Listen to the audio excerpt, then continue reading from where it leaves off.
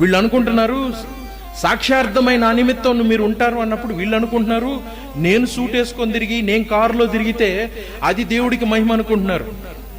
సాక్ష్యం నువ్వు కాదు, సాక్ష్యం క్రీస్తు.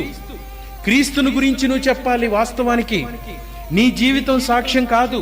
నువ్వు పేదవాడిగా ఉన్నా, నువ్వు దేనికి యోగ్యుడిగా కాకుండా బ్రతికినా కూడా, ధనం లేకపోయినా గానీ నీ నోటి నుంచి వచ్చే జీవవాక్యమైన క్రీస్తున్నాడు చూసావా, ఆ వాక్యము మనిషిని రక్షించిద్ది గాని నీ బ్రతుకు ఏ విధంగా మార్చదు.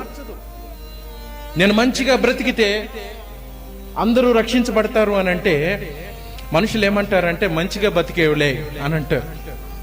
మారు మనసు పొందరాళ్ళు. మారు మనసు పొందేది నువ్వు క్రీస్తుని గురించి చెప్పి ఆయన రాజ్యం సమీపించబడి ఉన్నది, పశ్చాత్తాపడు, వ్యర్థమైన నీ ఆలోచనలు విడిచిపెట్టి దేవుడికి లోబడు అని చెప్తేనే వాడు రక్షణ పొందుతాడు. It is a test money నాది కాదు. ఆయన ప్రకటన గ్రంథం 19వ అధ్యాయము 10వ వచనం చూడండి ఒకసారి ఏమంటున్నాడో.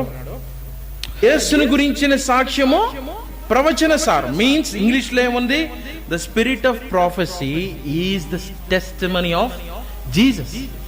ఎవరైతే ఆత్మ వరము చోట నింపబడి ఉంటారో వాళ్ళు క్రీస్తుని గురించి సాక్ష్యం చెప్తారు. ఆయన శిష్యులుగా ఉన్నది ఆయన గురించి సాక్ష్యం చెప్పడానికి.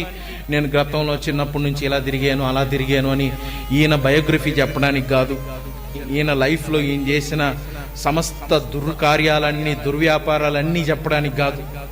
అపోస్తులు రక్షణ పొందిన తర్వాత ఇదిగోండి నా సాక్ష్యం వినండి అని చెప్పినప్పుడు వాళ్ళు వాళ్ళ పుట్టుక నుంచి చెప్పలేదు. వాళ్ళు ఏం చెప్పారంటే పాపులైన మమ్ములను క్రీస్తు రక్షించాడు, మెస్సయ్య వచ్చాడు, ఆయన రాజ్య సువార్తను మేము విన్నాము, ఆయన మమ్మల్ని రక్షించాడు అన్నది. కానీ ఈ రోజున మనుషులు ఎలా తయారయ్యారు అంటే వాళ్ళ గురించి చెప్తూ